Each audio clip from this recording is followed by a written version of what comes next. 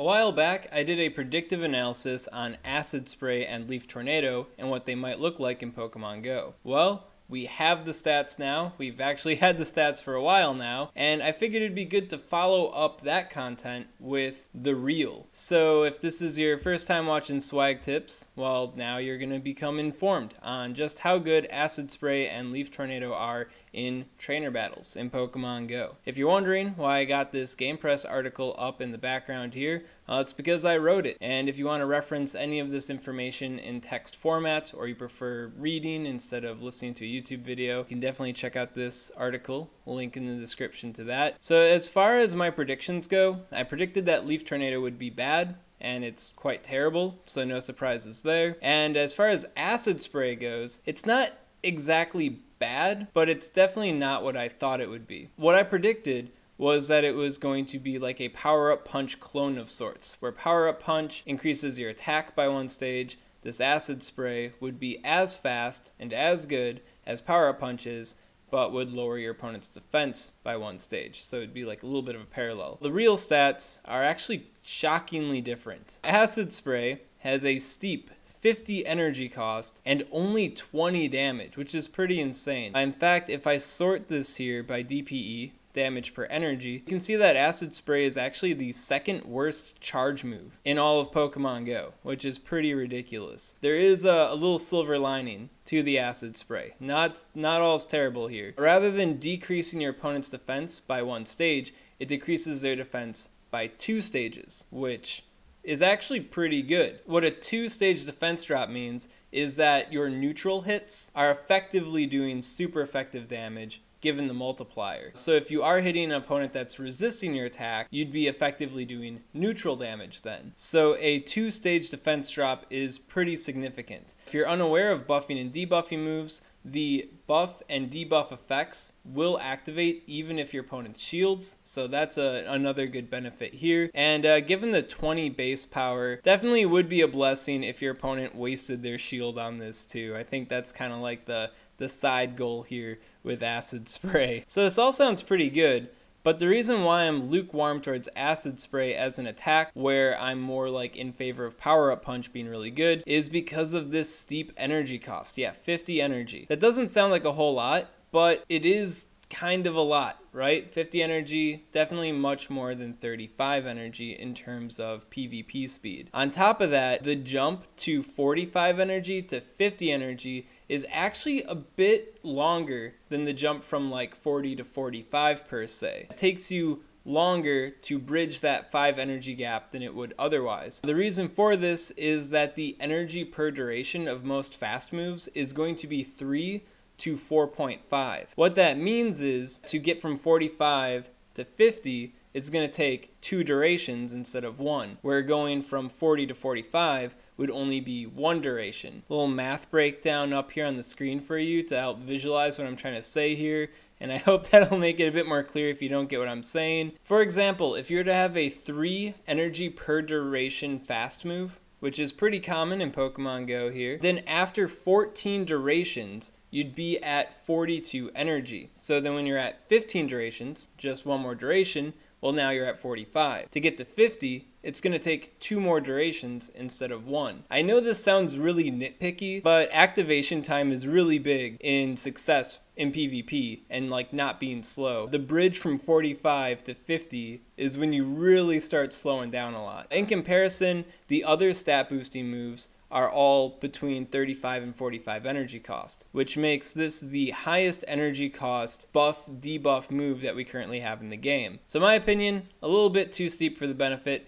The benefit is pretty good, but your Pokemon might benefit a little bit more from having a secondary coverage move so they can handle a wider variety of threats rather than messing with this debuff nonsense. That said, there are some situations where using a debuffing attack would play out in your favor. One example of using a debuffing move playing out in your favor is if you know for a fact that your opponent is going to shield and you don't have any significantly lower energy cost charge moves, right? So like if your other energy cost charge moves are like 45 or greater, you know for a fact that your opponent's likely going to shield, well then you may as well throw out Acid Spray and lower their defense stage in the process of them shielding. Now, of course, if they know you have Acid Spray, they might not shield, right? I mean, I guess that does, invite an interesting little tango there too, because now you could just pick the damage move instead, and then they might just eat that damage. So there is a little variety, a little intrigue with the move in that respect. Another beneficial use of Acid Spray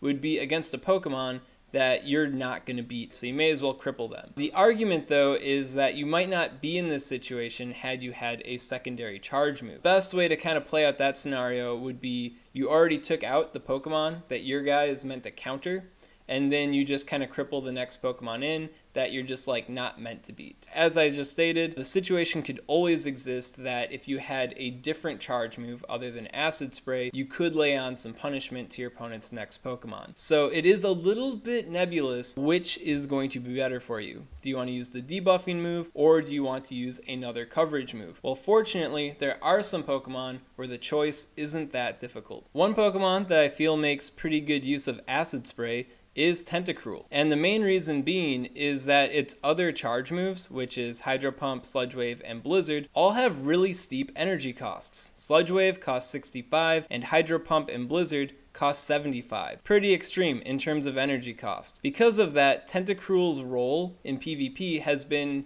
limited to being like a late game sweeper. You want your opponent to not have any shields, and then you bring in Tentacruel, and then you get to your charge move, and then you waste them. But the problem with Tentacruel is that if your opponent does have just one shield, well, things might not work out for Tentacruel. But with Acid Spray, you now have that lower energy cost option. So you could throw that out. It might bait a shield. If it doesn't, you're still going to do some more fast move damage to them. It makes the situation a bit less dire for Tentacruel. On top of that, if your opponent is expecting the Acid Spray, well, you could just whip out one of your Omega charge moves instead. They have their shield down because they want to save your shield for the big attack, but you are using the big attack sooner than they expected, and then bam, you got them. This definitely makes it so that Tentacruel isn't in a completely losing situation if the opponent has one shield.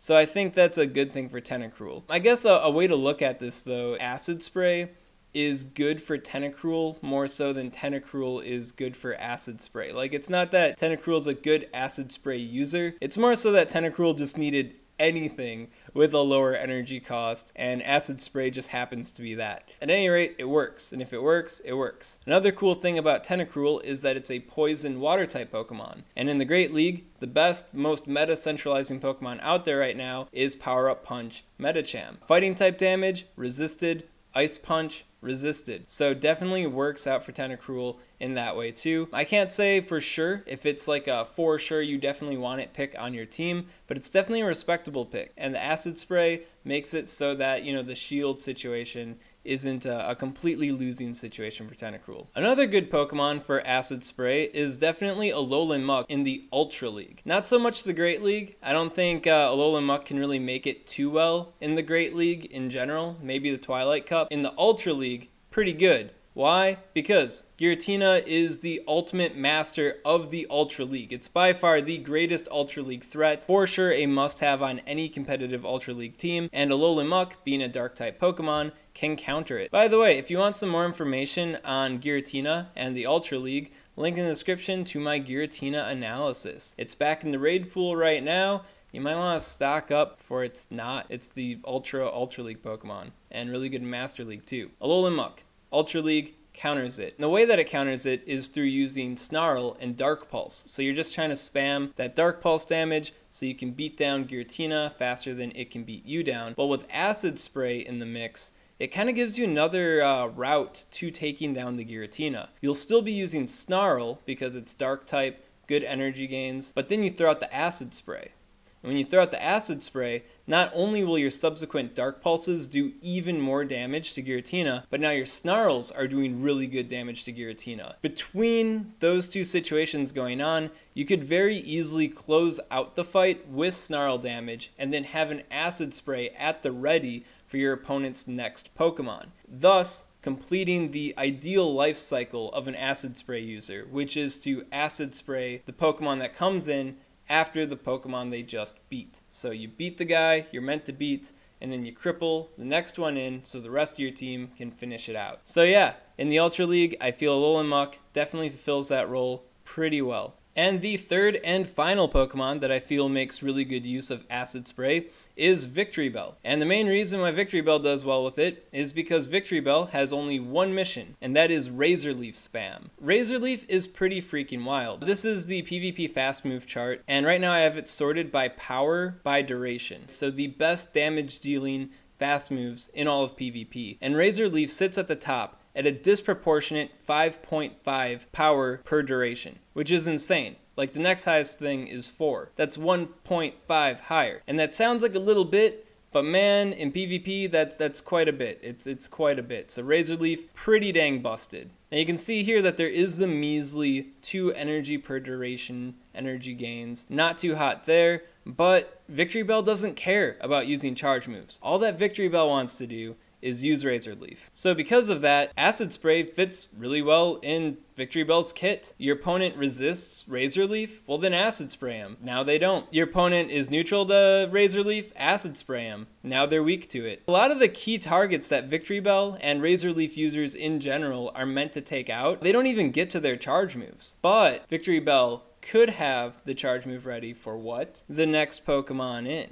Fulfilling the ideal life cycle of an Acid Spray user, KOing their intended target, and then crippling the next Pokemon in. So yeah, I feel like Victreebel does a really good job of that, and is a really potent Pokemon in general in the Great League as it is. So I feel like it definitely makes a fine addition to Great League teams. Now you can Razor Leaf spam and debuff Pokemon. Now you're probably sitting at home thinking, Ryan Swag, what about Leaf Tornado? Leaf Tornado, Ryan Swag. Victreebel could be like a double debuff Pokemon. You could have 2 options. You could Acid Spray them, or you could Leaf Tornado them, and it'd be this debuff Razor Leafing monster, right? It'd be amazing. That could be the case, but unfortunately, Leaf Tornado is hot garbage. Let me break it down for you here. Leaf Tornado has a 40 energy cost, not too bad, but 45 power, which is kind of lame. You know, the DPE isn't completely terrible, it's 1.13, but in the grand scheme of things, that's still pretty bad. To make matters worse, Leaf Tornado doesn't drop your opponent's attack stage by 100% of the time. It only has a 50% chance to proc, so it's unreliable. If you're thinking about using a debuffing charge move on your Victreebel, which one are you going to want to use? Are you going to want to use the one that works 100% of the time and has a 2-stage defense drop, or are you going to want to use the one that works 50% of the time and only has a 1-stage attack drop? I don't know, it doesn't sound too good. I could see there being situations where it might be more ideal to use like a grass type charge move with some good damage, and hey, if it debuffs, why not? I could see that working out a little bit better than Acid Spray, but in that case, Victreebel has Leaf Blade. So Leaf Blade is one of the most powerful moves in PvP. The only moves that are more powerful than Leaf Blade are like hyper exclusive moves, or moves that aren't even in the game yet, like Origin Pulse, Precipice Blades, Doom Desire, not even in the game yet. Nothing has them. And then Hydro Cannon, Frenzy Plant, and Blast Burn, well, those are the starter exclusive moves. Not everybody's gonna get those.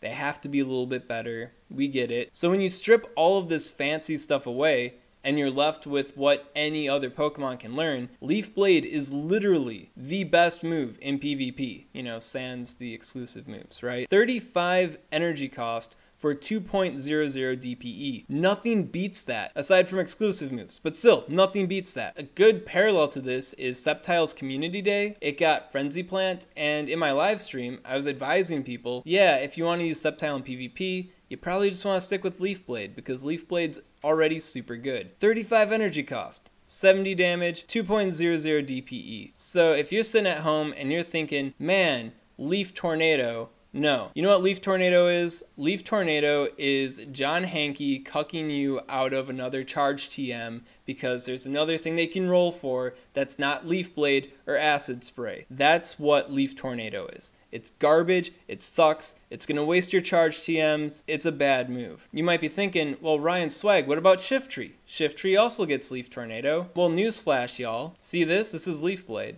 And on this page, it tells you all the Pokemon that can learn Leaf Blade. And who's that? Oh, might that be Shiftry? Are you telling me that Shiftry also learns Leaf Blade, the best charge move in PvP for Pokemon that aren't starters, and even better for Pokemon that are starters anyways, like Sceptile, with Leaf Blade being better than Frenzy Plant. What the H? Why would you ever want to use Leaf Tornado? It is so bad. If there's anything you take away from this video, it's don't use Leaf Tornado. And if Niantic headquarters is watching me right now, you best be buffing Leaf Tornado if you want people to use it, because it sucks, man. It sucks. It sucks so bad. It's sad. So that's it. That's my analysis on Acid Spray and Leaf Tornado. Acid Spray definitely isn't what I thought it would be from my predictive analysis. It's actually way different in nature, but I kind of like it. While it would have been cool for it to be another low energy cost, hyper aggressive charge move for Pokemon to just spam in PvP, I kind of like the tactical nature of it,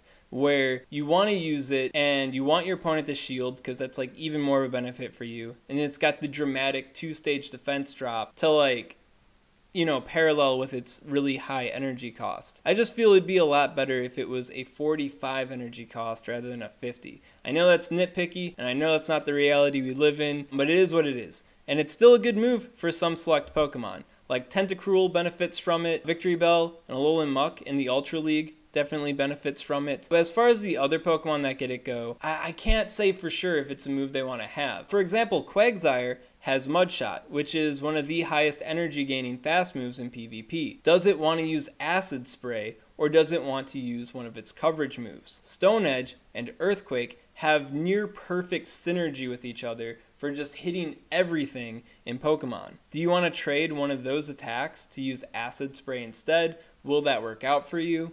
It's really hard to say. Then you've got Cantonian Muk, and Cantonian Muk certainly would appreciate the ability to debuff its opponents, but it also has Thunder Punch, and Thunder Punch is a relatively low energy cost charge move. So if you're trying to whip out something to bait your opponent's shields, then you might just want to use Thunder Punch. Thunder Punch is a good move on Cantonian Muk, so it's like Thunder Punch comboed with Acid Spray just sounds really asynergistic because your damage move is fast, but your debuff move is slow. On paper, it just sounds kind of weird to me. Then when we get to Leaf Tornado, yeah, Leaf Tornado is just bad, really bad. There's nothing good about it. I guess, you know, it can lower the attack by 1 stage, so that could be good. But the 2 Pokemon that get it also get Leaf Blade. And Leaf Blade's just like a million times better than most things in PvP. Leaf Tornado didn't really take off too well. So those are my thoughts and opinions on Acid Spray and Leaf Tornado. What has your experience been in PvP? Comment below,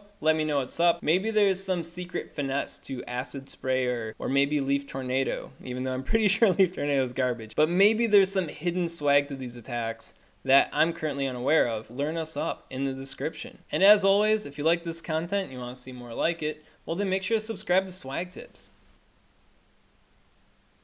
SwagTips. I'd also like to give a special shout out to these Patreon supporters. If you're not familiar, SwagTips has a Patreon to help him afford a video editor to help keep the content smoothing along on the SwagTips. So if you'd like to help the swag train going here, well then check out my Patreon. Link in the description, of course, always. Why wouldn't it be? Where else would it be, guys? Where else would it be? Yeah, and if you guys are wondering about like Arbok and Qwilfish, Octillery, Swalot, well, I feel like Arbok is kind of like discount Muk. You know what I'm saying? Muk, already better than Arbok. Same kit, basically. Arbok has Dragon Tail. I feel like Qwilfish is pretty feisty. It's pretty good. It's got Aqua Tail, which is awesome. But I feel like Qwilfish would benefit a lot more from having, I think it's Sludge Bomb and Ice Beam for its coverage moves. I feel like that would work out a lot better for Qwilfish. But I guess if your opponent's not expecting Acid Spray, that could maybe slip them up. Octillery right now is pretty bad, truth be told. It does have Mudshot, so you can get a pretty fast Acid Spray in there. But I don't feel like it really has a whole lot to follow that up with. Octazooka was data mined like months ago, so maybe Octillery will be rising in the future with Octazooka. Swalot seems to be like a weird fan favorite. A lot of people like it for the Great League, but I think it's terrible, and I don't think Acid Spray helps it out at all. The only victories I've really seen with Swalot have been from, you know, people's opponents not knowing that it has Ice Beam, but if they know it has Ice Beam, well then the game's lost, man. And you may as well just use like Muk or Alolan Muk instead. Or better yet, Victreebel with the Razor Leaf spam. For the Great League, of course. Swallow it in the Ultra League.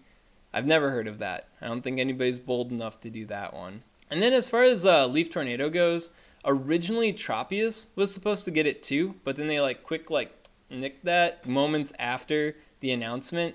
And yeah, no, Tropius though also has Leaf Blade. So you have the same exact situation. They gave the bad grass type charge move to all these Pokemon that already have the best grass type charge move. Frickin' wild, man. Wild.